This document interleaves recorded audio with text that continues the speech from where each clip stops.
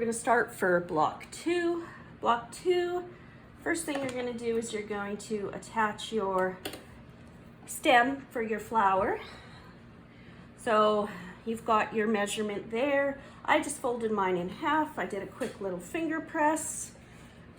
Yeah. And now I'm gonna sew it, and I'm gonna sew it at my quarter inch, because I really don't, it's nice and wide, so I'm not too worried about it being too narrow of a stem. It's gonna be just fine.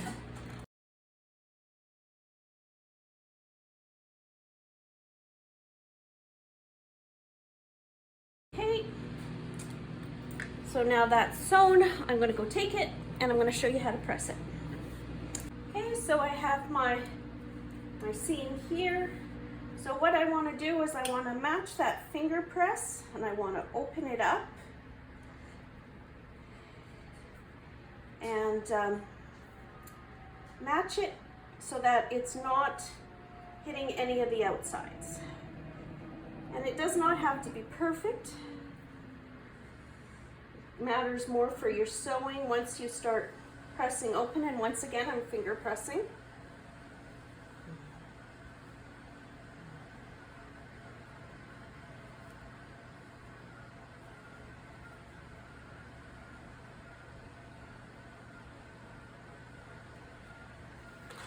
Okay, so here we go.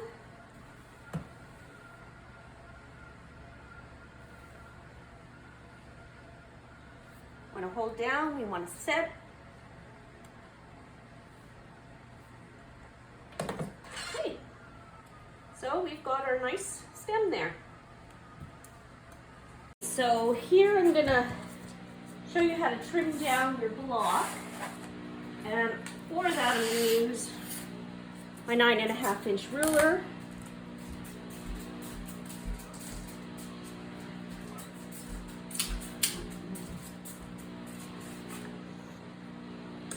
And the block is supposed to be 6.5.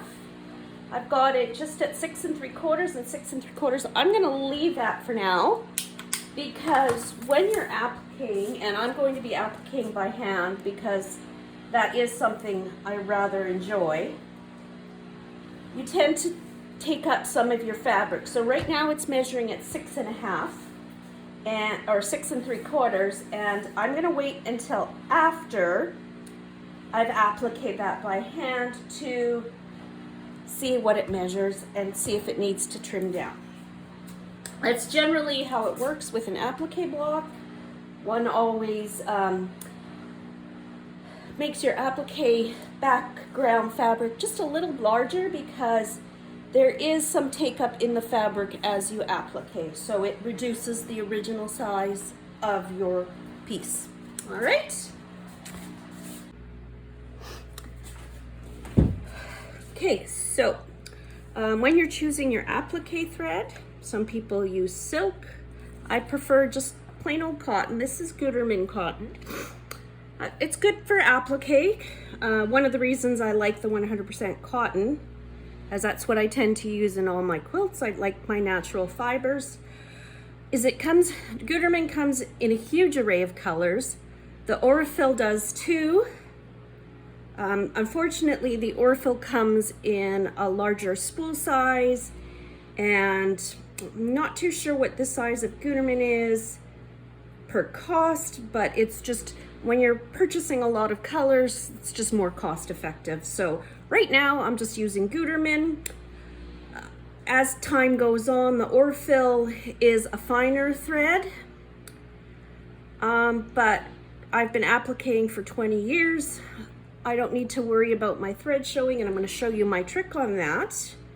So one tends to go, I think the rule is, if you can't find the exact shade, you go one shade lighter. But as you can see, it doesn't quite blend in, but it looks pretty darn good. It's not the perfect color. So I'm going to recommend 9 or a 10 needle for applique. The reason I'm going to suggest that size, so I believe this is a 10, So that's about as big as a 10 gets.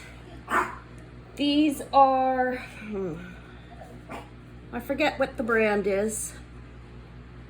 They're not the John James, but we'll put it in the description. So this is it. I like a larger eye for two reasons. One, it's easier to thread. Sorry, Hazel's in the background, being very opinionated. And two, as I'm going along, that constant motion of pulling the thread through the fabrics, I find shreds my thread. So the larger the eye of your needle, the less likely you are to shred your thread, or the longer it takes to shred your thread and your needle. They're Roxanne's. They're Roxanne's needles, right? This is the smaller one. I think that's called a sharp. I can always forget, always get confused. And the longer ones I believe are called betweens. I actually prefer the longer ones for applique and quilting, not too sure why, just because it's a longer needle and there's more to grab. Another thing I like is my thimble. I use my thimble all the time when appliquing. Pinning, we need to pin it down.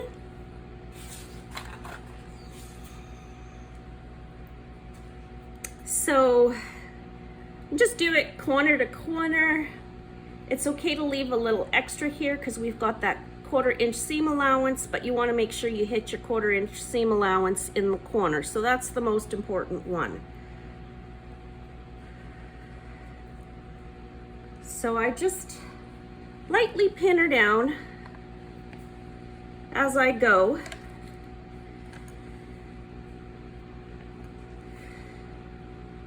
Corner to corner. And remember, I've got that extra 1/4 inch on both two sides. So as I trim down, I know I'm going to hit that point. This is the part going into my flower. This is the part coming out.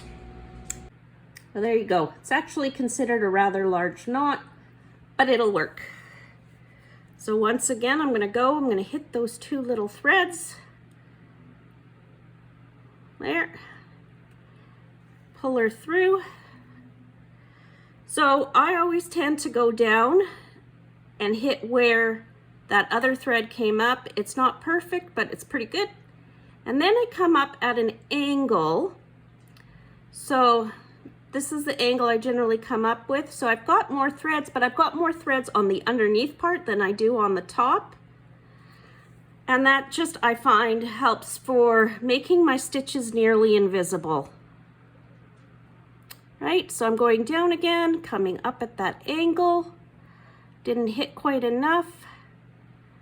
There we go. I've got enough. I've got about 3 or 4 threads in there. But as you see, as I go along, you try not to pull too tight.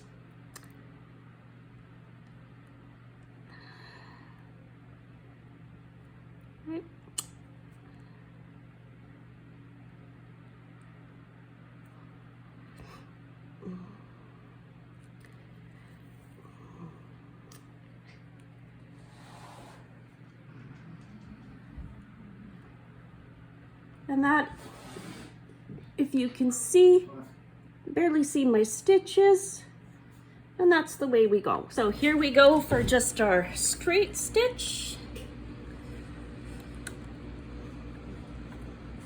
And I've just pressed under. This isn't the real deal, but it'll be appropriate because you will get to see the white on the brown and what that kind of looks like. So this is just the straight stitch. And then I'm going to change it to what's called the blanket stitch, which is another really popular stitch. It's a little harder because you have to get that, you have to get the needle on this side of the fabric, otherwise it doesn't look as attractive.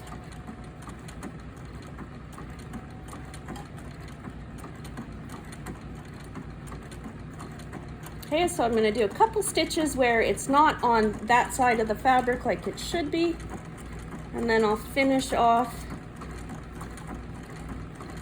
with it going on the correct side of the fabric. All right.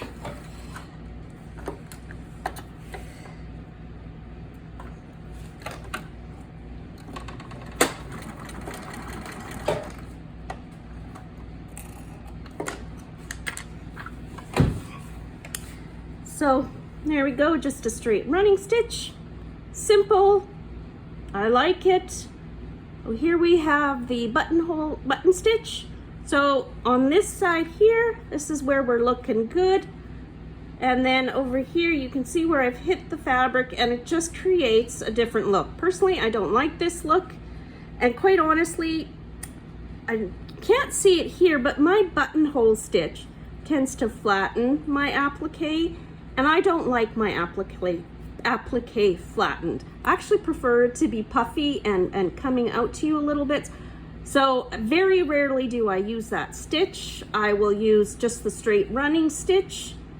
But because I love my hand applique, that is the one I generally tend to go with. So there are 3 different ways that you can applique your stem and your leaves, and I'll show you how to make your leaves just now. You just want to do a quick little clip so that as you're turning your fabric under, you don't get too much bulk and you give that fabric a little maneuverability so that it lays just a smidge flatter. As you can see, I haven't appliqued it all. If you're scared about doing that point, here's my suggestion: hide it under your stem.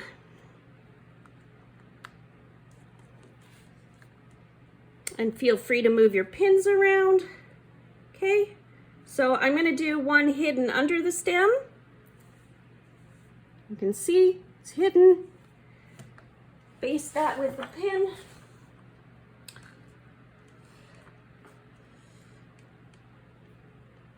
And then I'm going to do one where it's just alongside the stem. So I show you how to do that point. And if you're going to hide your petals underneath your stem, you're going to want to do them first before you baste on your flower or on your stem. So you put your petals first. If you want, take your water-soluble marker. I've gone downstairs and I've grabbed it. Mark along your edges where it's going to be and make sure your point goes beyond your edges. There, mark.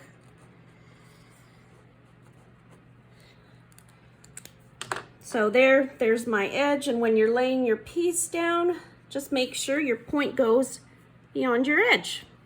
And then you don't even have to worry about that. But like I said, I'll show you one with it tucked in, and then one with it not tucked in.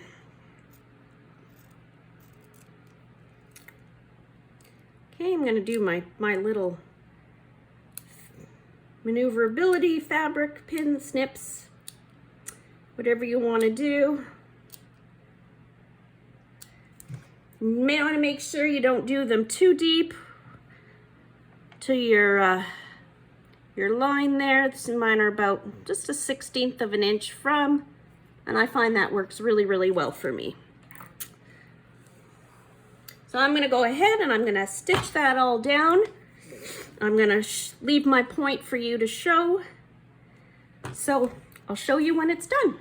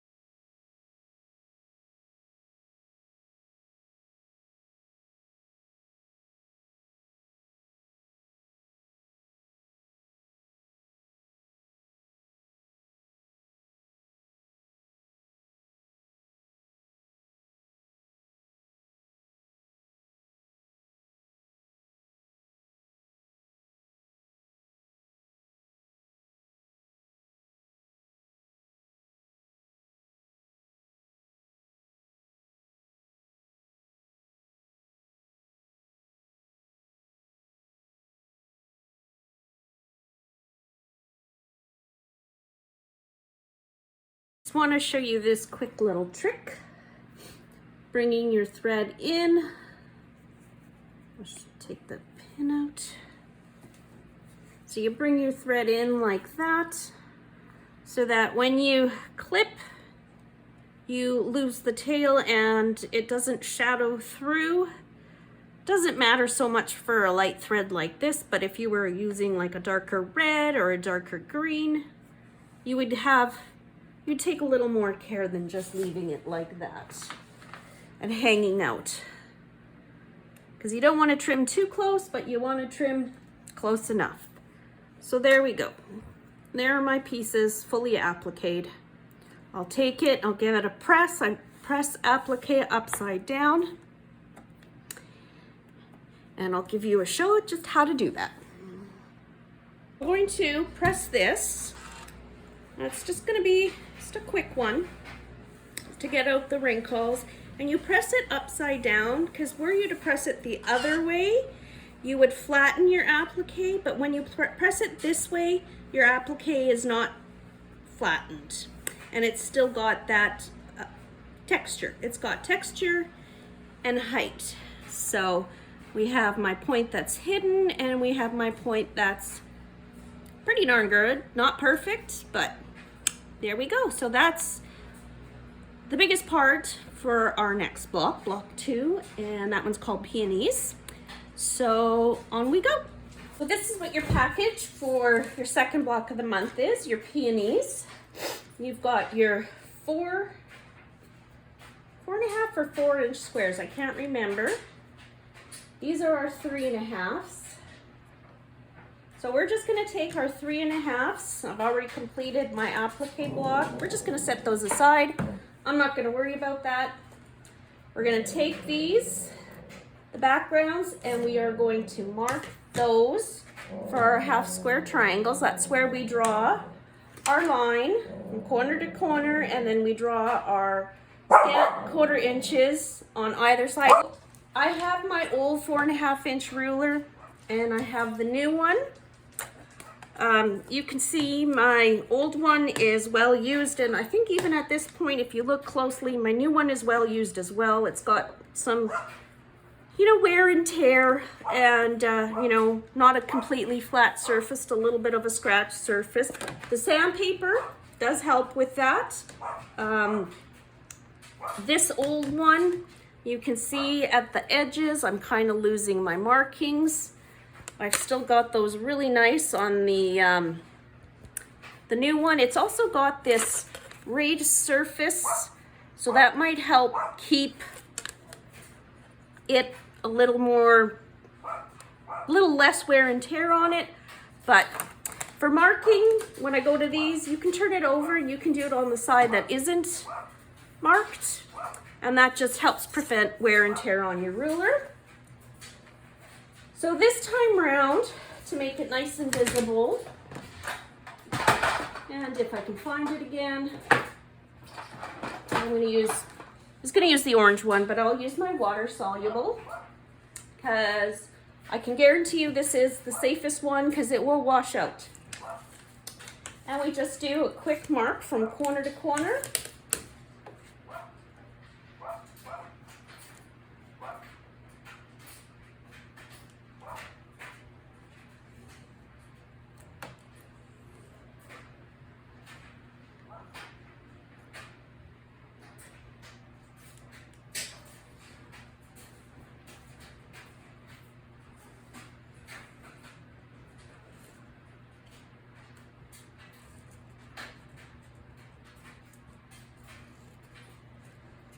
And that's why I like using the sandpaper, because the sandpaper prevents a lot of like your fabric from slipping. Because if you don't have that, it just tends to slip and slide a little more. And even that friction from a pencil does not help. Even if it's a light water pencil like this, or a water pen. So there we go, there's my markings. Very faint, my cut line, right? This is the line we cut. These are the lines we're gonna sew on. And we repeat that the 3 times, and that will give us 2 half square triangles. Because we're going to take this, put them right sides together, and sew and cut, and the cut will give us the 2. And they'll open up, and we will have the 2 half square triangles, or HSTs as they're called in quilting jargon. Okay, so we repeat that 2 more times.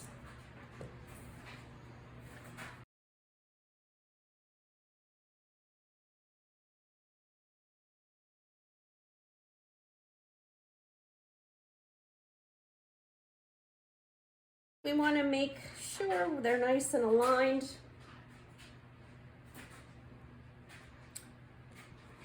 They don't have to be perfect. I've given you enough extra that it'll look real good.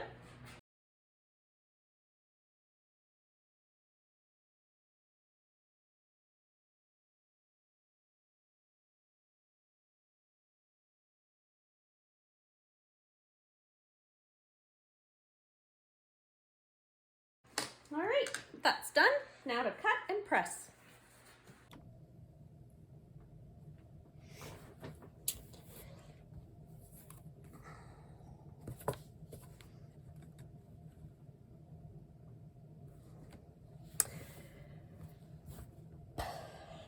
So in my ruler video, I said not all rulers are created equal. When you switch between A and B, you do get a little wonk.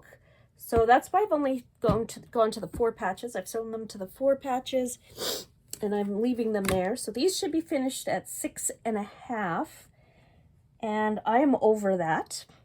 So I am looking for my marker points. And my points, I'm just trying to find something that'll work for pointing.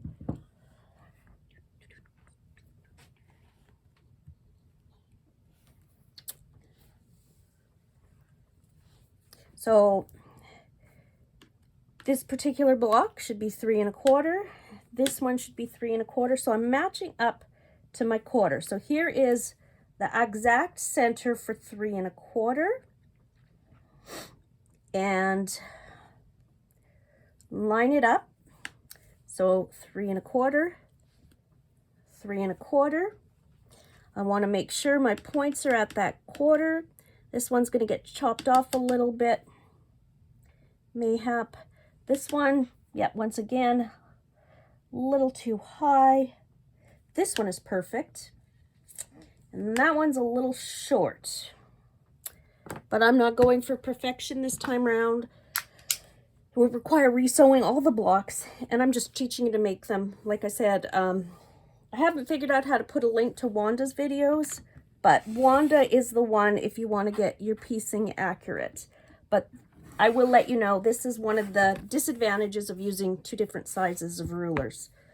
But it is a really good idea to trim down as you go. So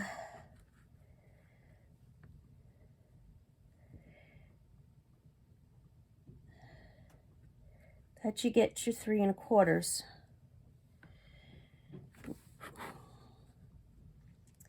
And I am really short here. I don't know how that happened.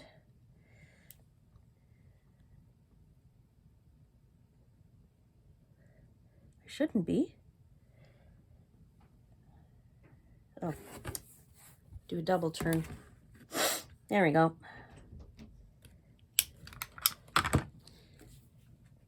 I'm squared these up to 6.5. Now we're going to work on this part because we want to fold them over. We have to, I know I said to flip it, to iron it this way, but it's not going to work because we want to butt those seams. So I've got this one this way, and I've just gently pressed a small portion of this one this way. So I'm just going to go ahead and I'm going to butt those together, pin and sew. And the same with these ones. These ones don't need to be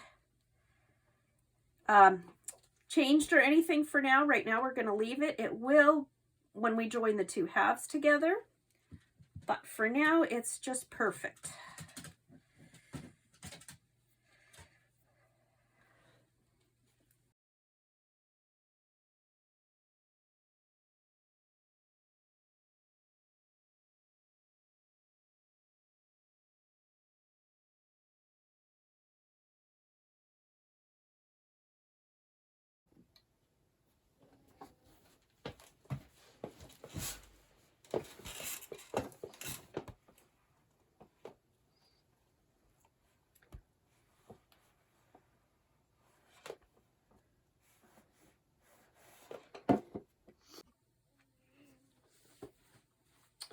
Okay, so I've fixed that little boo-boo.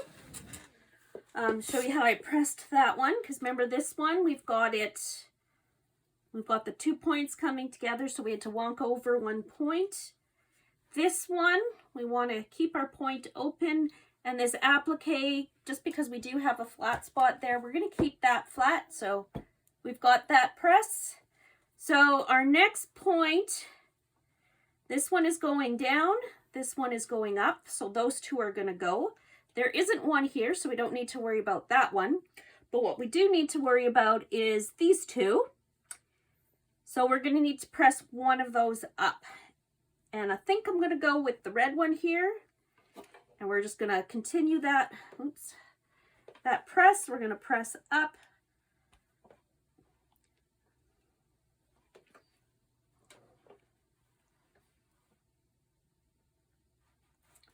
Okay. Now we are ready to go. Fold over. And we're going to pin. Okay, just to show you how I sometimes check for my points here. Put her through, and I open it up, and I match on this point, and then I'll go and I'll match on that point. So I know I've got my 2 points aligned. Take my pin, and I'm not going to go down and up. I'm going to go at an angle, and I'm just going to press just enough to catch it so that those 2 points don't move, because you don't want to really be too rough and move it. And then you just put your final pin in, and you go have your lasso.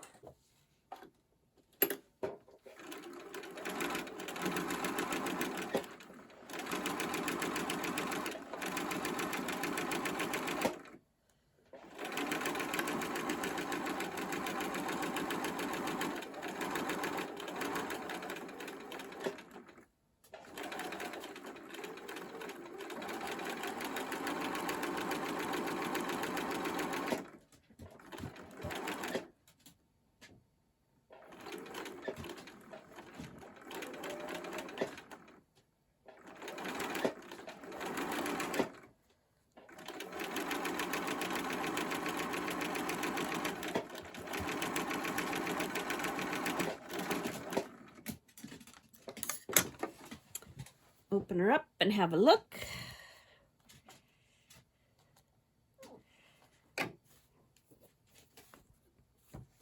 So we match perfectly there, and we're pretty good there. So now we just have to do our final press. Set our seam.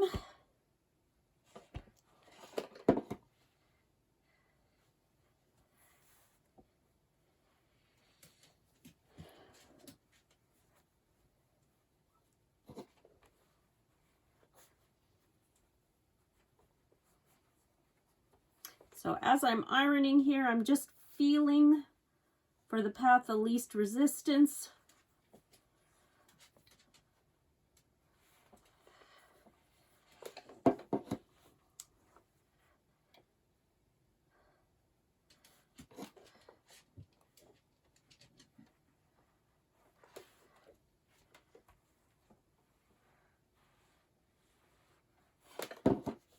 There we go.